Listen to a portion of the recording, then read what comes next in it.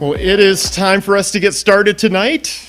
Glad you guys are here in the room with us, a few people, and the rest of you at home, we're glad that you're here as well.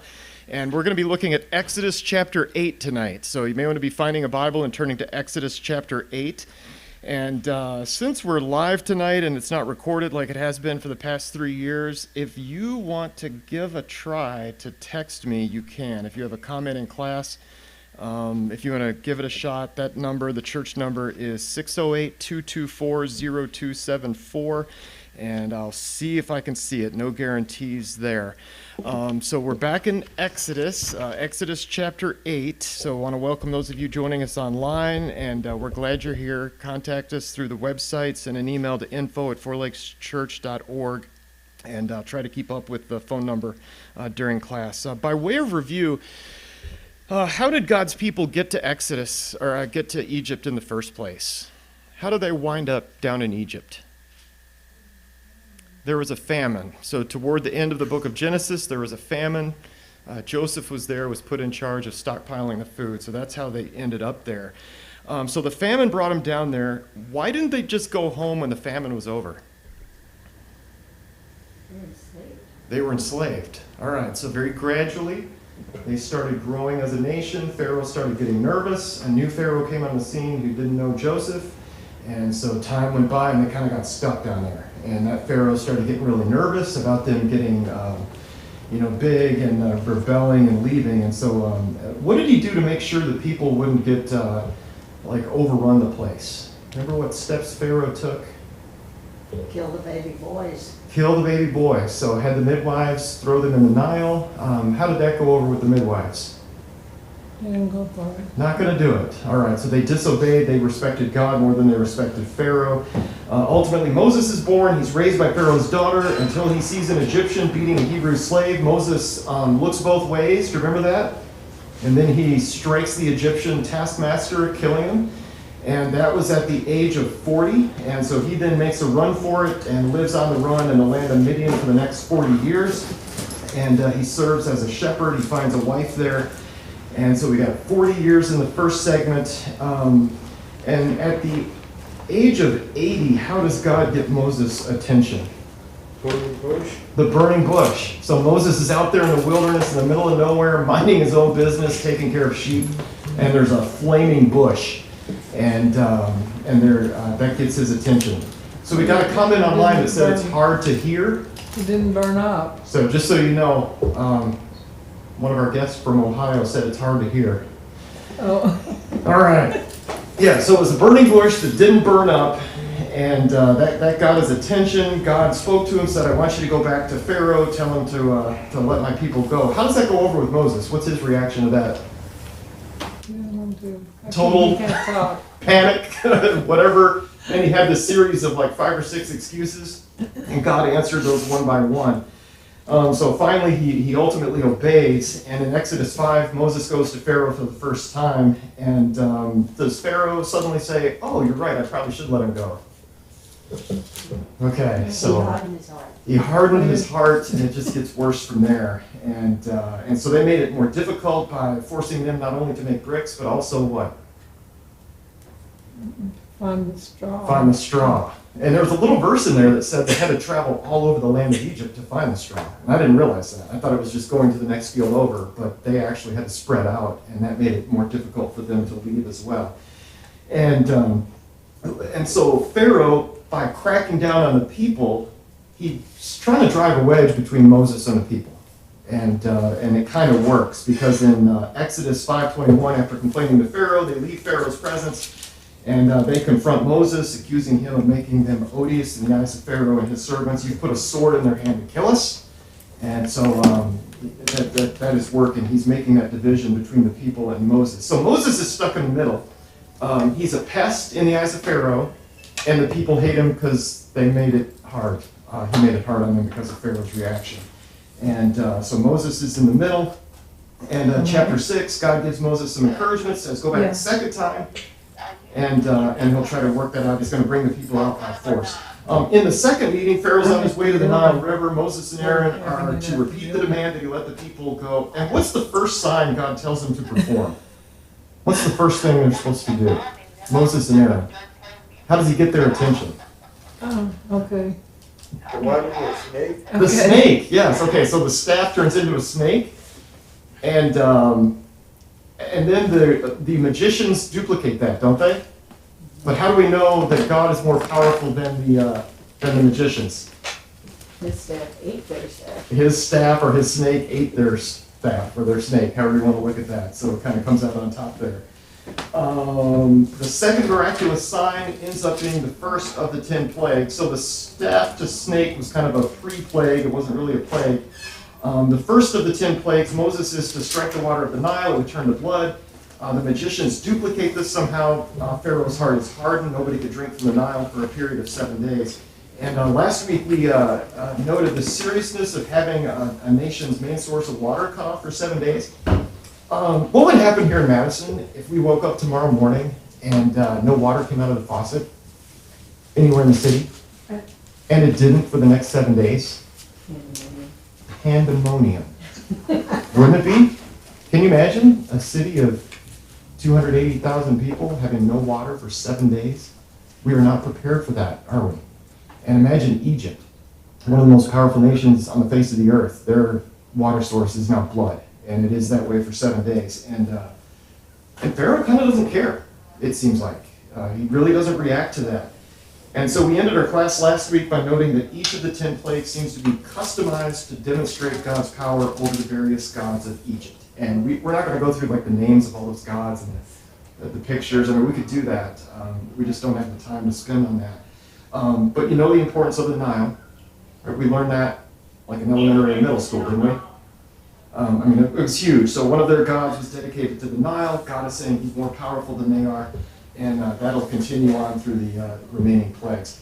So let's jump back into Exodus. This is Exodus 8, 1 through 7. Exodus 8, 1 through 7. Then the Lord said to Moses, "Go to Pharaoh and say to him, 'Thus says the Lord, let my people go, that they may serve me. But if you refuse to let them go, behold, I will smite your whole territory with frogs. The Nile will swarm with frogs, which will come up and go into your house and into your bedroom and on your bed, and into the houses of your servants and on your people, and into your ovens and into your kneading bowls. So the frogs will come up on you and your people and all your servants.' Then the Lord said to Moses, 'Say to Aaron, stretch out your hand with your staff over the rivers, over the streams, and over the pools, and make frogs come up on the land of Egypt.'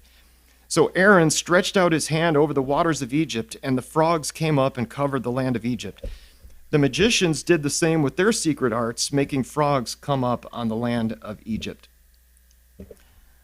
Okay, a note says, we can hear whispering super loud. The whispering stopped and it's better. Thank you, guys. All right, so it's a better sound now. Thank you. All right, so Moses approaches Pharaoh yet again with the same message, "Let my people go." This time, God, through Moses, threatens this huge plague of frogs. And it seems like almost all the plagues are pretty much naturally occurring events that God ramped up in a way to make it supernatural. Does that make sense? He didn't send them like glowing orbs or something weird that had never been seen before. They all knew what frogs were. They knew what blood is. They knew what water is. But he kind of overrode the laws of nature, enhanced and expanded it to the point where it really got ugly and very uncomfortable. And with this one, instead of just kind of a normal frog season, the message is the frogs would be literally everywhere. Pharaoh's house, in his bedroom, in his bed, also in the homes of all of Pharaoh's servants, in the homes of the people, in their ovens and kneading bowls. So their kitchen utensils would be covered with frogs. So full-blown frog invasion, more than a odd random occurrence, ooh, look at the frogs. This was like a serious frogs everywhere situation, national disaster. So at this point, when he hears the threat, there's going to be frogs everywhere. What could Pharaoh have done at this point?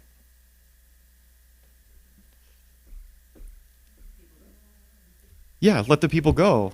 I'm so sorry. We don't want frogs everywhere. I don't think so. Let's let them go. But instead of doing that, instead of surrendering and letting the people go, he's silent. And so God has Aaron stretch out that staff over the rivers, the streams, the pools. He does. God causes frogs to come up and just cover the land. And we touched on this a week or two ago, but I was kind of wondering, why does God do this through Moses and Aaron? Why doesn't God just speak to Pharaoh directly and just send the frogs? Why does he have Moses and Aaron be the communicators? And why is this done through their staff? Any theories? Like, why do it through those two men? I think he wanted to show that they were speaking from God, that it wasn't their God that was doing this, it was the God of Aaron and Moses. I think so. And I think especially the first part of that he was giving Moses and Aaron some credibility. Like, they are my people, they are my spokesmen, and so they're communicating on God's behalf. And that's going to be the purpose of miracles in the New Testament, isn't it? It's the same concept. Why the miraculous gifts were at the beginning of the church. God was establishing, you need to listen to this person. And so if this person came with this brand new message, which they were in Acts, they could accompany that with signs, and that proved who they said that they were really speaking on God's behalf. Yeah, life? It kind of makes you wonder, and they still got a hard time, even though they perform miracles.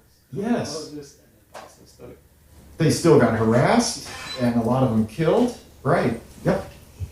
And this also gave them credibility in the sight of the Israelites. Yes. So they were establishing their leadership credentials leading up to what's going to come next, which is leading 2 to 3 million people through the wilderness. And they're going to need some of that credibility to get through that. Okay, so in the eyes of Pharaoh, also in the eyes of the Egyptians, that's something I didn't mention. The Egyptians needed to know that Moses and Aaron were the people, and then the Israelite people as well. So anybody with an honest heart would be willing to listen to that and say, wow, I need to be listening to these people. In this case, the Egyptian magicians, once again, replicate the miracle. And as I look at that, it could not have been nearly as spectacular because there were already frogs everywhere. Does that mean they couldn't have done what they just did? And so in my mind, it was like a mini frog thing, like a magician rabbit out of a hat. You know, oh, look, I can make a frog too. And kind of jumping on the bandwagon saying, look what we can do. Last week, I suggested the possibility that when the magicians used their secret arts, they were maybe using like sleight of hand in some way. Could have been scientific. You know, there could have been a rational explanation for how they made the staff turn into a snake and back and forth like that. But do you remember the other possibility? What might we also be open to here? Any other explanations for that? Power of Satan.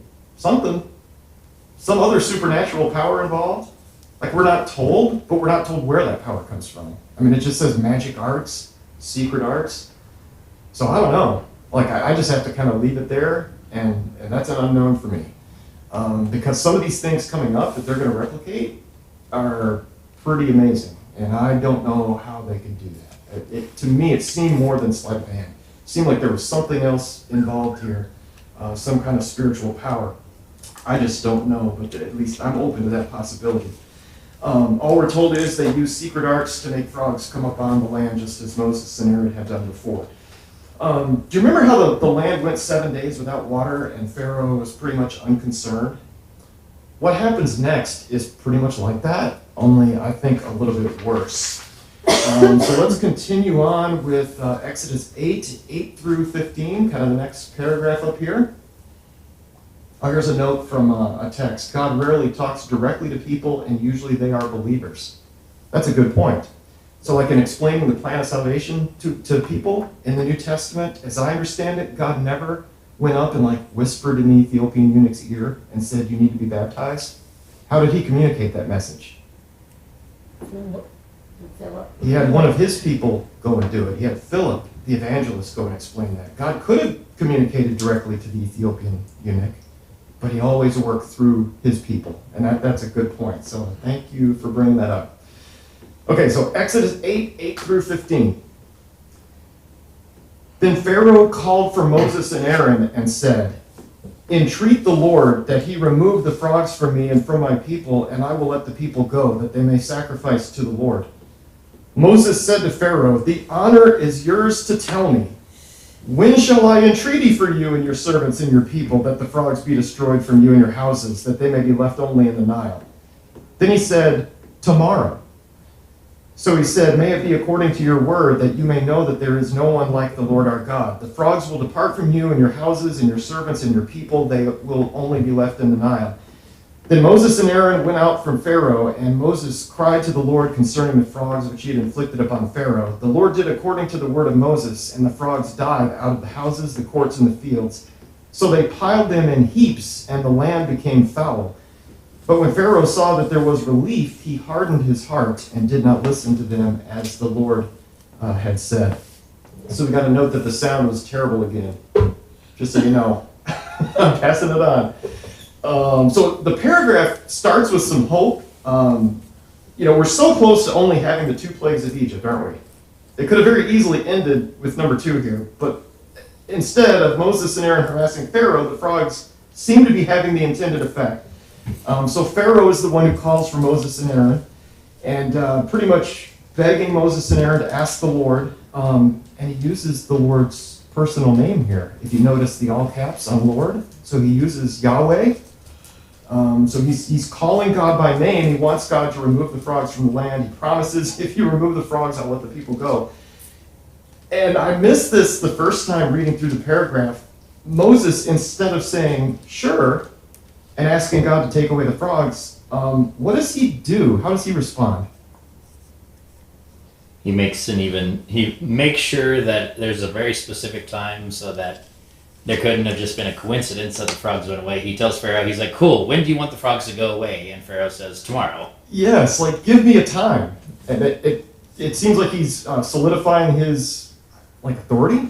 Maybe this is not just frog season happens to end, but you need to tell me exactly when you want the frogs to go, and we'll make it happen.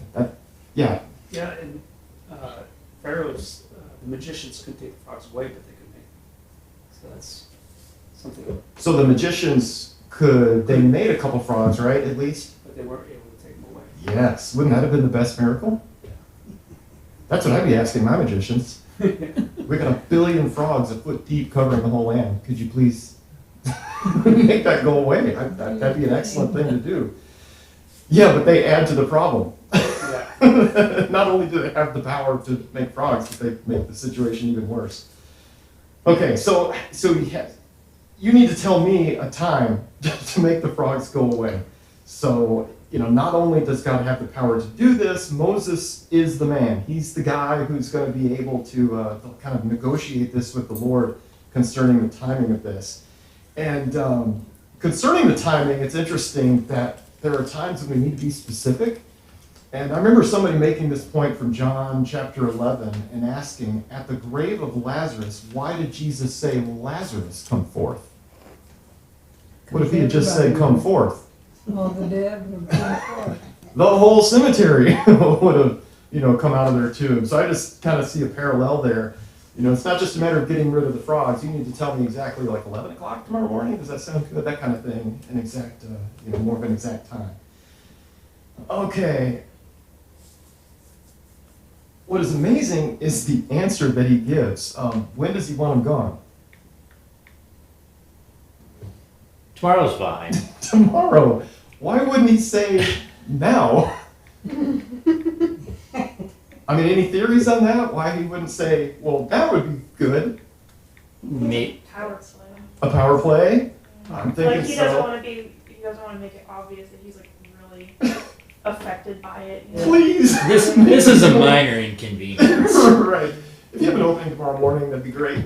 Put me on your schedule for the frog removal process. So maybe kind of a power play, maybe arrogance could be tied in there. This guy is one arrogant man. He's the king of the most powerful nation on the face of the earth at this point. Maybe not wanting to seem desperate. I think that's tied into a lot of this. Not being enslaving himself to Moses and Aaron. He wants that power going the other direction. And I kind of wrote a note in here earlier today. Another possibility, he might have been hoping his own people could get rid of him overnight.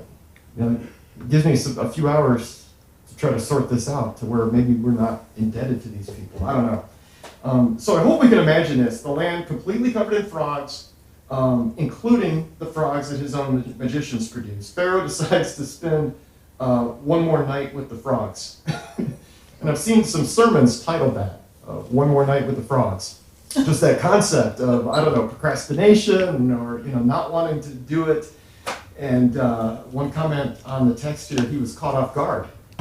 That's an interesting comment. What time would you like your frogs removed? Well, tomorrow? That's just what came to mind. That's an interesting point. All right, but the point is, he doesn't really seem to be concerned about his people.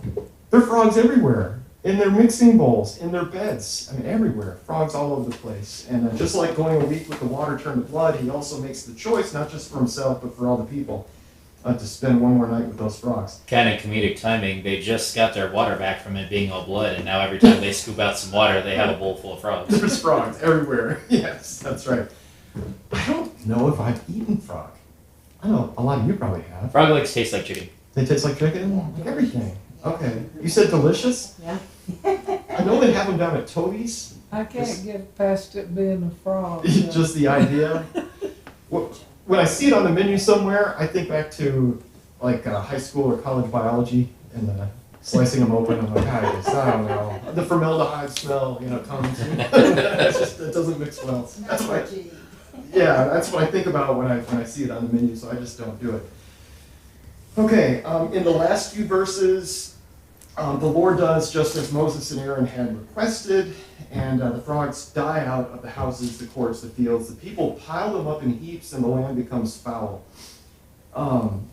If we could imagine that, now they're dealing with piles of rotting frogs, like bulldozer type situation going on here. And remember, we've got the god of the Nile. They also have a frog god. If I remember, one of their gods had like the head of a frog. And this was highly offensive to their gods, that God was doing this and they had no power to resist this. So God doesn't just poof remove the frogs, he kills them and then lets them deal with it. So it's almost like the second plague part 2, the dealing with the aftermath of that is almost even worse than the first part. So once the frogs are gone, Pharaoh, this is looking good here now, and he hardens his heart and refuses to let the people go. So this is all for nothing, isn't it? As far as Pharaoh is concerned. They haven't moved at all. He has not changed his mind on this. And another note on the hardening of Pharaoh's heart that we talked about last week. Sometimes in Scripture, Pharaoh is described as hardening his own heart. Sometimes God is described as hardening Pharaoh's heart. And sometimes the text simply says that Pharaoh's heart was hardened. So the way I look at that is, basically, Pharaoh decided no matter what, he's not going to obey the Lord. And from that point on, it was just a matter of it becoming more and more obvious. So God was not sticking his finger in his brain and making him do something he didn't want to do. This was ultimately Pharaoh's decision, and he was a very stubborn man. So any comments before we move to the next chunk? All right, let's keep on going with Exodus 8, verses 16 through 19. Exodus 8, 16 through 19. Then the Lord said to Moses, "Say to Aaron, stretch out your staff and strike the dust of the earth, that it may become gnats through all the land of Egypt." They did so. And Aaron stretched out his hand with his staff and struck the dust of the earth, and there were gnats on man and beast. All the dust of the earth became gnats through all the land of Egypt. The magicians tried with their secret arts to bring forth gnats, but they could not. So there were gnats on man and beast. Then the magician said to Pharaoh, "This is the finger of God." But Pharaoh's heart was hardened, and he did not listen to them as the Lord had said. So some Bibles, I mentioned last week, label the plagues, like in the little headings above each paragraph. Others do not.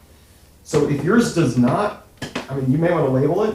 I like to label these in each Bible I go through. But plague number 3. So since the frogs didn't work, we move on to gnats. Are there other translations of gnats? Flies. Flies? Insects? Lice. Oh, that's nice.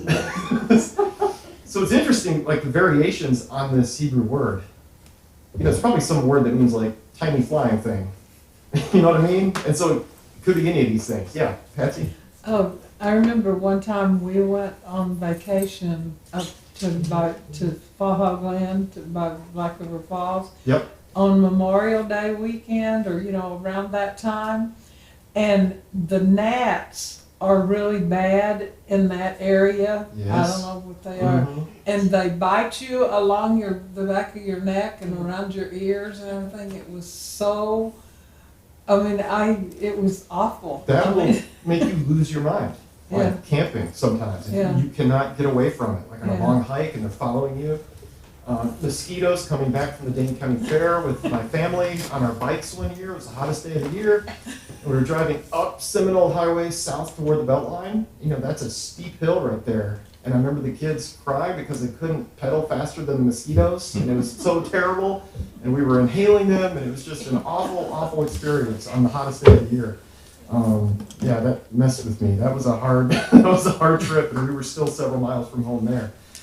Okay, so earlier I said with the plague of frogs didn't work, and now we move on to gnats. And I should probably clarify that.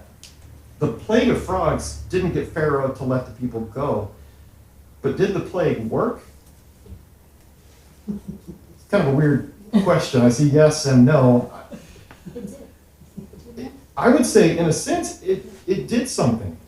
He did ask for it to stop. So he communicated and showed a tiny bit of humility by even asking that question. So I would say in that sense, something was accomplished. Like the people weren't marching out of Egypt quite yet, but some progress was made. And I would kind of say something similar about church discipline. In 1 Corinthians 5, we've got a man living in sexual sin with his father's wife. Okay, that's gross. That's with his own stepmother. And they're together. And Paul writes, and he basically says, you people, even the Gentiles don't do this. And the church is kind of bragging about it. Like, look how loving, look how tolerant we are. And so he writes the rest of 1 Corinthians 5 dealing with that and saying, basically, you guys need to kick the guy out. We can't have that. That is not acceptable behavior in the church. So I'm just paraphrasing there. But remove the man from the congregation. We can't deal with that. What were some of the reasons, do you remember, for removing the man in chapter 5? There were multiple reasons for removing the man from the church. Influence on the church. The influence on the church, right, to keep the sin from spreading, like removing the bad apple from the pile of apples. So keep the sin from spreading. What was another purpose for that, removing the man from the church? What else was to be accomplished by doing that? Possibly saving us all. Possibly saving his soul, for him to see how serious it was, to be removed from his friends at church and say, oh wow, maybe I shouldn't do this. And do you remember something else kind of tied to what I said from the first verse about the world? What was something else that needed to be done there? To let them know that that wasn't acceptable to God. Well, yeah, okay, so it wasn't acceptable to God.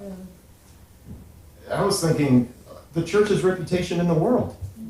Like, even heathens don't do this. And here's God's people accepting this guy living with his stepmother. Don't. And so, to save the man's soul, to save the rest of the congregation, not to get sucked into that behavior, and then reestablish the church's reputation in the world, for we don't accept that immoral behavior. So today, when we have to remove somebody from the church, almost inevitably, somebody's going to say, well, it doesn't work. And what are they saying when they say it doesn't work? Well, They know better than God. well, right, okay, so it's a command from God, we need to do this. But the part that may not usually work is it may not save the guy's soul. Like, it's rare for somebody to be removed from the church like that and to come back and say, I was wrong. So in that sense, it didn't work. But do we see those other two missions there that were laid out for us?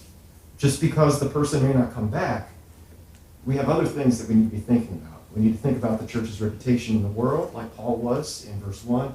And we also need to be concerned that this thing doesn't spread within the congregation, and everybody ends up doing this now. Does that kind of make sense? So when I say that the plagues do or didn't work, in a sense they didn't work in that Pharaoh doesn't immediately release them. But there's another sense in which they definitely did work. Yeah, Mike? Also, I think the plagues kind of show who God is, because also each plague is representative of God's. Okay. But I think in the example that you gave too, that when people leave the church, it doesn't always get better, it gets worse. Even Okay. though plagues They keep happen, going. and And sin multiplies. So sure. that also demonstrates God's sovereignty And his wisdom in establishing that plan. So good point about them working. Like the first couple, like they worked in that they offended the Nile god. it worked in that they offended the frog god. I think that sounds like what I'm hearing here. Yeah, Kelly? Well, also, you were saying, finally Pharaoh somewhat realizes that maybe God is in charge, not him. And Okay. then now this one, it says, then the magician said to Pharaoh, this is the finger of God. So the Yes. magicians are coming around. And in verse 7, they talk about God saying, I will harden Pharaoh's heart that he may multiply my signs and my wonders in the land of Egypt. So now it's more than just Pharaoh. Yeah. Right now it's Pharaoh's now not the main point here. It seems to be what he's saying here. I totally agree with that. And a comment on a text here, his magicians believe and Pharaoh still doesn't. So they're coming around. Like normal people, when they see this kind of thing, they're starting to figure it out. And so they explain their failure to do this to Pharaoh. They're like talking to their boss, I'm sorry boss, we can't do it. That was the finger of God. Like that they're realizing this. So do the magicians believe in God at this point? They acknowledge him. Yep. Right. They know there is a God and that he has power that they don't. And that he's overpowered their gods, everything that they had. If you remember in James 2, we're told even the demons believe in God. Right? And they tremble at that. I mean, the demons are terrified of God. That doesn't mean they're in a right relationship with God. But I would at least take this as a step in the right direction. The magicians have very clearly met their match. They have been outplayed by God. They cannot do this. Yeah, Patsy? Well, even the demons that Jesus cast out too, I mean, they didn't, Oh, they didn't like him either. what do we You know, have they to do wanted with to- you? yeah. Leave us alone. They were Yeah. correct. They were absolutely terrified by that.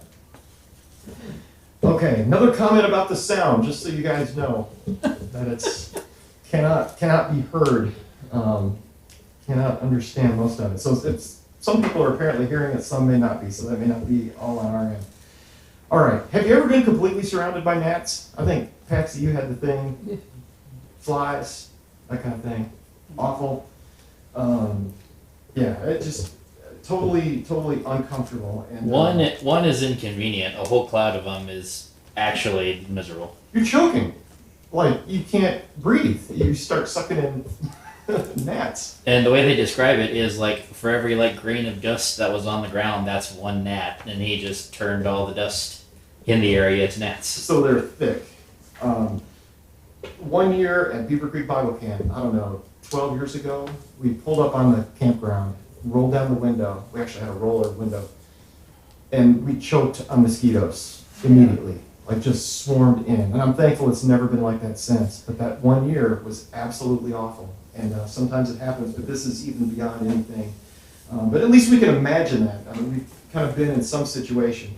In the last verse, Pharaoh's heart is hardened. He still refuses to listen to Moses and Aaron and refuses to let them go even after the plague of gnats. All right, let's keep going to verses 20 through 24. Exodus 8, 20 through 24. Now the Lord said to Moses, rise early in the morning and present yourself before Pharaoh as he comes out to the water, and say to him, thus says the Lord, let my people go that they may serve me. For if you do not let my people go, behold, I will send swarms of flies on you and on your servants, and on your people, and into your houses, and on the houses of the Egyptians will be full of swarms of flies, and also the ground on which they dwell. But on that day I will set apart the land of Goshen, where my people are living, so that no swarms of flies will be there, in order that you may know that I, the Lord, am in the midst of the land. I will put a division between my people and your people. Tomorrow this sign will occur. Then the Lord did so. And there came great swarms of flies into the house of Pharaoh and the houses of his servants, and the land was laid waste because of the swarms of flies in all the land of Egypt. So this is now plague number 4, plague of flies. And again, there is some variety concerning when and where Moses and Aaron meet with Pharaoh. As we look at how they meet him, it almost seems to me like they have to ambush the man from time to time. I'm assuming he's in a throne room surrounded by people, and it's kind of hard to get in there. And they've done this before, and so, I mean, if he doesn't want to see somebody, he doesn't really need to see him. So here we have God telling Moses and Aaron to get up early in the morning and go intercept him. And I just thought that was interesting. They're not just knocking on the door of the palace saying, hey, it's here, it's us again, wanting to talk with you about this. No, they're intercepting him by the Nile River as he goes out to bathe or whatever. And this time they are to threaten flies. The gnats weren't bad enough, so now we're bumping it up a notch with flies.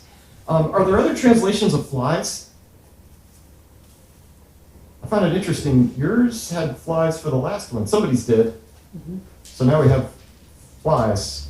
Does everybody say flies on plate 4? Swarms of flies. Did Form the of gnats go away before the flies, or are they both there? I think, did they go away? That's exactly Oh, it doesn't Yeah. say. Whoa, it's a double plague. All right. Yeah, it doesn't say, does it? Just as his heart was hardened. This is the finger of God. Next. The next morning, so we're not told. That, I had not thought about that.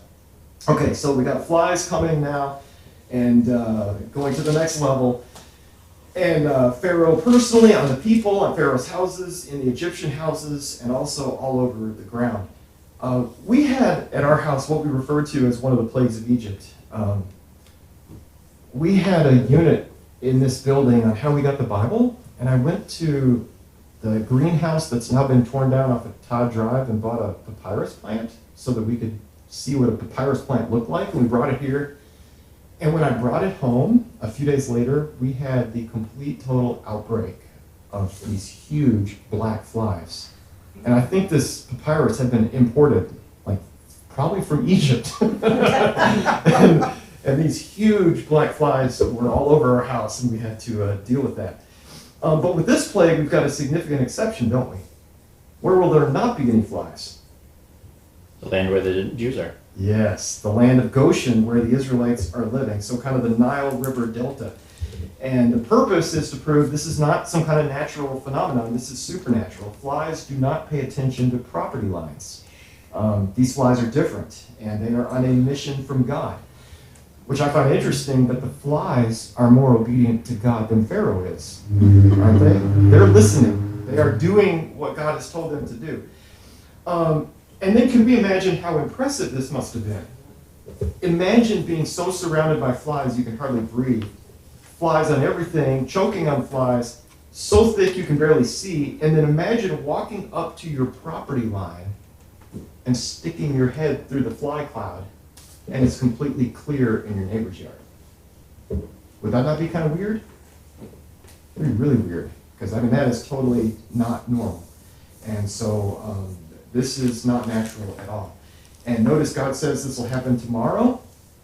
Any idea why God wouldn't say it happens now?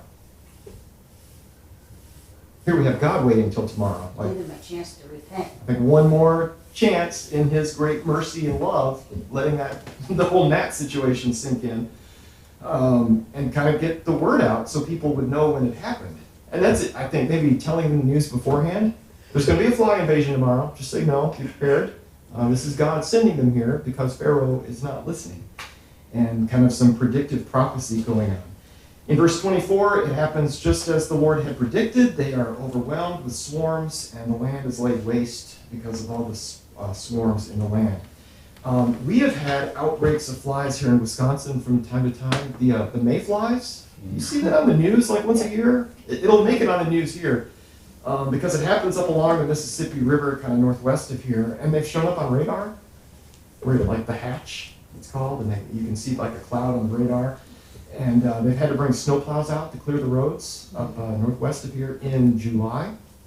And obviously, flies in Egypt would be a lot worse and more widespread on everything. Every bite of food, floating in every drink, in your pots and pans, and so on. So God can use something as small as a fly to wreak havoc on a nation. Okay, the next paragraph is verses 25 through 29. Exodus 8, 25 through 29. Pharaoh called for Moses and Aaron and said, "Go sacrifice to your God within the land." But Moses said, "It is not right to do so, for we will sacrifice to the Lord our God what is an abomination to the Egyptians. If we sacrifice what is an abomination to the Egyptians before their eyes, will they not then stone us? We must go a 3 days' journey into the wilderness and sacrifice to the Lord our God as he commands us." Pharaoh said, "I will let you go, that you may sacrifice to the Lord your God in the wilderness, only you shall not go very far away. Make supplication for me." Then Moses said, "Behold, I am going out from you, and I shall make supplication to the Lord, that the swarms of flies may depart from Pharaoh, from his servants, and from his people tomorrow. Only do not let Pharaoh deal deceitfully again in not letting the people go to sacrifice to the Lord." Okay, so the flies seem to have had maybe a little more effect. Like, I can take blood water, I can take frogs, I can handle the gnats, but the flies, that's too much. So instead of letting the people go, what does he suggest here? Make sacrifice. You can go sacrifice, but what? Don't go very far. Don't go very far. And one of God's demands was that they go, was it 3 days out in the wilderness? So Pharaoh, isn't he's suggesting a compromise? Let's meet partway. Just go a little ways. Or first of all, do it here, and then if that didn't work, then, stay close. And is this acceptable to God? No, this is not okay. This is not according to the plan. Moses' concern is what they're sacrificing would be an abomination to the Egyptians. And we've mentioned a few times on Sunday morning how the Lord's Supper is weird to outsiders. We're eating flesh and blood as a group. That's bizarre.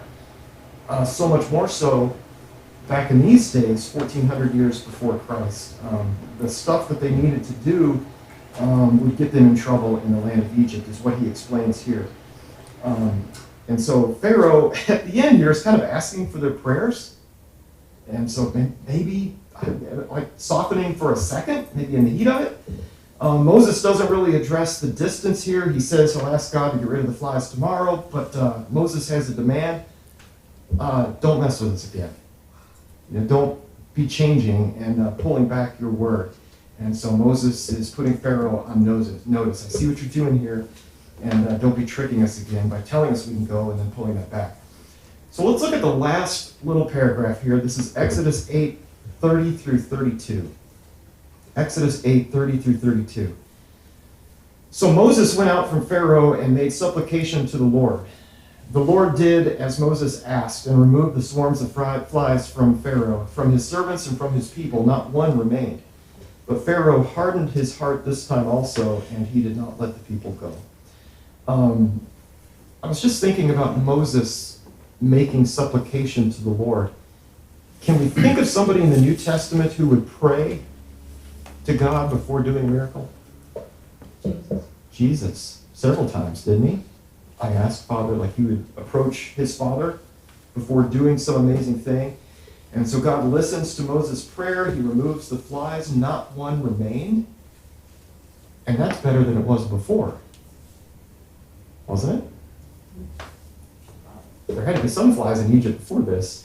Then they had the flies, and now they have no flies. Yeah, Patsy? I was just thinking, he said, and make supplication for me. Yes, he's asking Moses to pray for him. And how many times have I'm sure everybody else has too, if you say you're going to church, they'll say, pray for me. Yeah?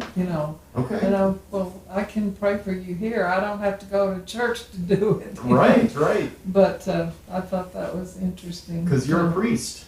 Yeah. And we can approach God directly, through the Lord. Okay, as soon as the flies are gone, Pharaoh hardens his heart and once again refuses to let the people go. So again, this is not God making him do something he doesn't want to do. This is Pharaoh hardening his heart here.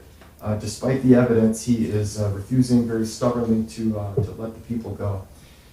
So we're at the end of Exodus 8, and any comments on this chapter before we close? Yep. That, about not doing their sacrifices in Egypt, the cat was one of their idols. Yes. And so they would have been sacrificing the cattle. Okay. Yeah, they had a thing for cows. And Yes. okay. And so when Moses and 2 to 3 million people started slaughtering cows in downtown Egypt, they would be in trouble. That's a very good point. I totally agree there. Okay, so next week, once we're back online, the next 3 plagues: death of the cattle, the plague of boils, and the plague of hail. So the giveaway this Saturday, check in with Patsy if you can help. And usually we get here around 7 o'clock Saturday morning and start getting stuff outside. And from 9 to 1 is the event. And then after that, we'll get everything packed up and sent out. And on Sunday, Aaron's going to start leading us through the last of the one-chapter books. So we've been looking at that over the past 10 weeks or so. So that'll be the book of Jude. And then Hebrews 11 during the worship assembly. So let's close tonight before we bring up the rest of the clothing here. We'll go to God in prayer. Our Father in heaven, thank you for letting us be together tonight to study from your word. And we're very thankful for your servant Moses and for his courage in doing what you told him to do, even though it was difficult, even though he was very nervous doing it. We know, Father, that you are the true one, only living God, the God above all others. And we pray that as your people, we would live like it, knowing that we're your children, knowing that you watch over us, and knowing that we'll be giving an account to you someday. And we ask for your blessing on the giveaway that's coming up this weekend, and we pray that the people around us would see you in whatever happens here. We pray for soft hearts and strong backs. Thank you, Father, for Jesus. We come to you in his name. Amen.